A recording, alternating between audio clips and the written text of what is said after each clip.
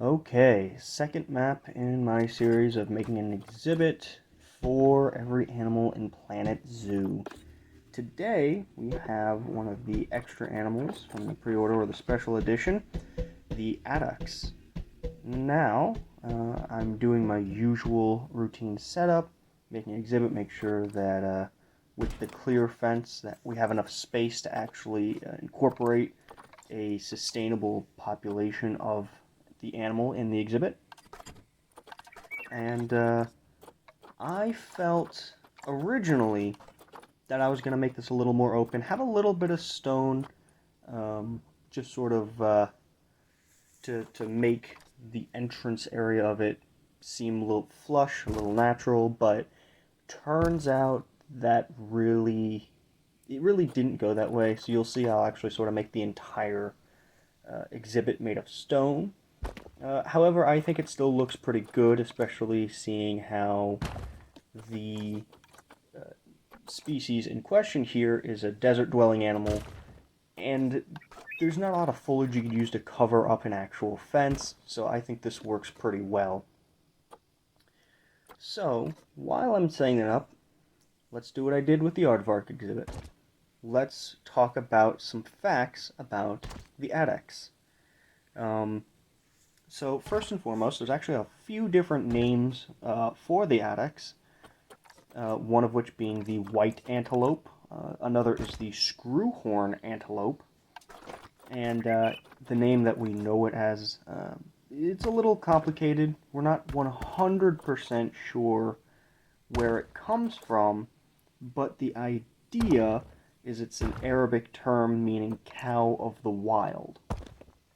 Now, back to the exhibit with something I'm working on right here. I love the famous stone formations where there's a giant rock on top and it's sort of propped up through physics with smaller stones. Now, a lot of times in the desert that's because the area used to be underwater, actually, and they're just sort of left there, and over time it just erodes, degrades, and eventually it will fall, but right now it's just a very interesting, almost mushroom-shaped stone. I felt that that would be a nice little addition, a nice little visual enhancement, make it a little bit more unique. And I actually did a lot of research on the area that the Addax lives. Naturally, currently, they only live in Chad, the nation, Mauritania, and Niger. However, it's quite interesting the range it used to have. It actually used to be all over northern Africa, and pretty much even sort of coasted the jungles of the Congo. They stayed in the desert, that's what they're adapted for, but they also were seen, or known to live, not just seen, all the way up in the Arabian Peninsula. We're actually going to jump into the cultural aspect of the animal very quickly here, because it's more cultural than people realize. While the Addax is currently a symbol of the conservation movement due to its very critically endangered status in the wild, it's actually been known and partially domesticated throughout human history. I say partially because it wasn't like a pet, you know. At best, it was more of a pack animal or not a pack animal, but sort of like cattle, as the name implies in Arabic. Is it was herded, used for its meat and hide, not really domesticated, sort of like we would think of a cat or a dog or something along those lines.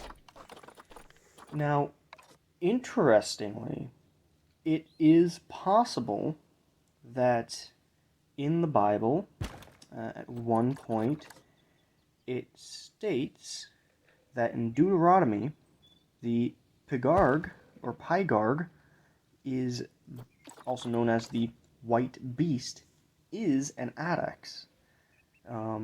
It's not guaranteed, but it is a possibility, seeing how they, like I said, were partially domesticated in places like Egypt all the way back in the ancient era. And I do mean ancient. We're talking during the time of the pyramids and the Sphinx being built.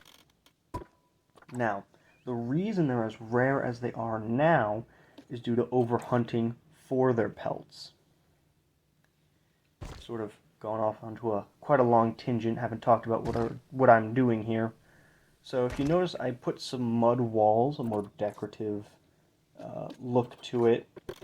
And the mud walls are actually very important because it is very thematically appropriate for the location of the natural Addax. Lots of the old settlements in places like Chad were made with this mud clay building material. And we're actually going to delve into that a bit more as we move on, because I thought of a fairly interesting way to incorporate a scenically fitting covered shelter, as all animals need. So back to the animal. It is very interesting how they've adapted to live in the Sahara Desert. One way being the white coat that they have is actually very good at reflecting heat. That's one of the reasons a lot of animals are white in certain places, and in some other places they may be darker for the opposite. They may need that heat. So, the Addax has a light coat to help reflect the heat. They also have long, thin legs, but end in a very wide, almost pad-shaped hoof, which helps them disperse their weight over the sand so they don't sink directly in like a lot of other antelope or hooved animals might. Now, they actually are known to be in very large herds. They'll live into 5 to 20 members. The game has a little bit smaller, but that's just so that you can comfortably only have a couple. And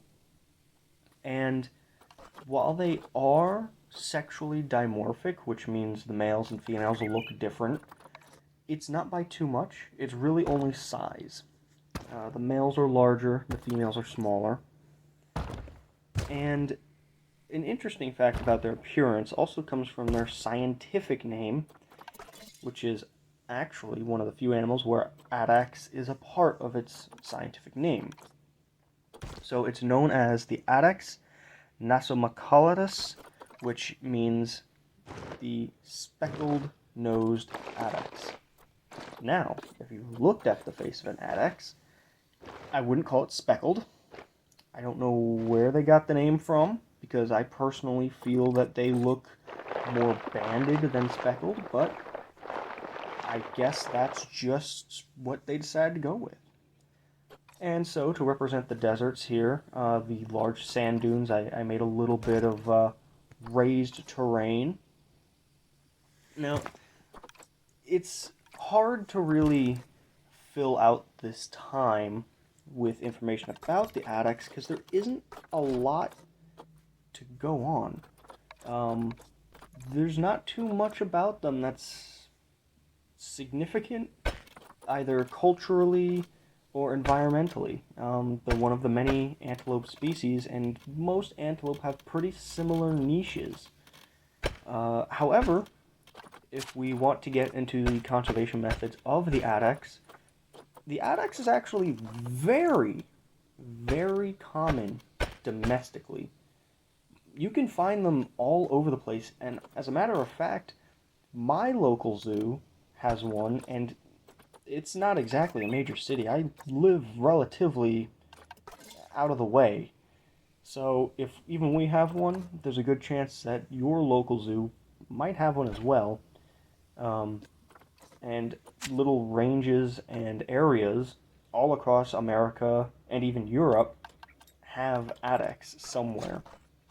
Now, right now I am making some of the mud huts that would be synonymous with the places of Chad and Niger, And I'm kind of gonna try and make it look a bit run down, like they're old and abandoned. And at least this first one here that I'm currently working on is going to be the main um, hard covering. Now the second one I'm not entirely sure if they'd be able to fit in, so I don't really put any uh, grass or anything in there so that they can sleep, but that is an option if you want to just lift that up a little bit. I pretty much only had it for aesthetic reasons to make the exhibit look a bit nicer. And I think it came out okay. I didn't do much, obviously. I only added a few bits and pieces, and it's not 100% culturally accurate, but it's just for an aesthetic appeal. It's not meant to be a cultural representation of the location. Now, going back to the conservation of this animal, they have tried and successfully reintroduced it into a couple nations, that being Morocco and Tunisia. And so far they've been going pretty well. However, the wild populations of their previously known areas are still only about 100. It's insane to think that an animal can survive with such a small gene pool, but they've managed to make it work. A little more interesting facts about the animal while I add the foliage. Now, obviously you don't want too much foliage with a desert biome, so we're going to kind of keep it on the outside. We're going to put a few flowers to make it look nice. And even with the amount that I'm going to end up adding, oh, spruce that up a little bit too, get that tall grass out of there.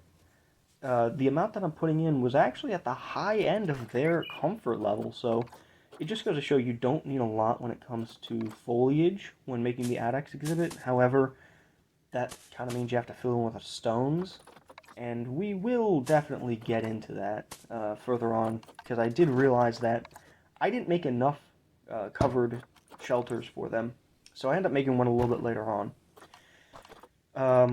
But the other important note is that due to the digestive system of the Addax, they can pretty much live indefinitely without a direct source of water.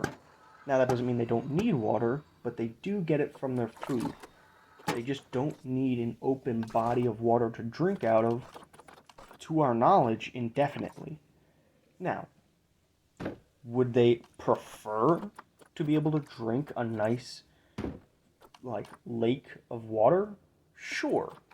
But they don't need to, and that's the important note here. You don't need to have like an oasis like you might with something like the Gemsbuck. But it is a nice little addition if you do want to make it a bit more scenic. However, you also have to remember, oases look kind of weird when you can't have the foliage cover as the Addax doesn't like, you know? So we're getting to the end here. We're finishing up. We are pretty much just adding these little touches, you know, covering up the top of the door so it doesn't look like it's just randomly set there. And then we're going to check to see how they truly enjoy this exhibit. And like I said, I did find out after putting them in there, it's always smart to put them in there before you pretty much go, alright, exhibit done. Just to see what little things you can change, add, or modify. And I end up having to make more covering. Now, a covered shelter doesn't mean you need to put hay or leaves down so that they can sleep on it. It just has to be something that keeps them out of the rain if it happens to do so. So you see it's fine here with one. Once the second one gets involved, bam, half as good. And that's not going to settle it. So what I end up doing is I took inspiration from that one large rock, and I go, you know what? I know that they fall down after a while, so I'm going to make one that was standing straight up, and I'm going to knock this bad boy down. Just take it, make a pillar, and just bring it down to the sand as if it had finally toppled over the thousands of years that it had been standing upright in the desert. Now, I am still new, as you can tell, to making videos. I am completely out of information about the Addax. and I don't really want to leave you in complete silence. However, I don't feel I should waste my breath just spewing nonsense. So, please let me know what you think I should do if it's something like this, where I don't have a lot of information about the animal. Because, like I said, I don't want to just randomly rabble and babble into this exhibit just so that there's noise. But here it is, the finished exhibit. As with the Aardvark exhibit, I will be putting it into the library so you can download it, plonk it right into your zoo, and just make the little modifications you need so that you have a nice Addax exhibit. I thank you for watching, I thank you for your patience, and I hope you go out, enjoy the world, because it's a beautiful place. Thank you, goodbye.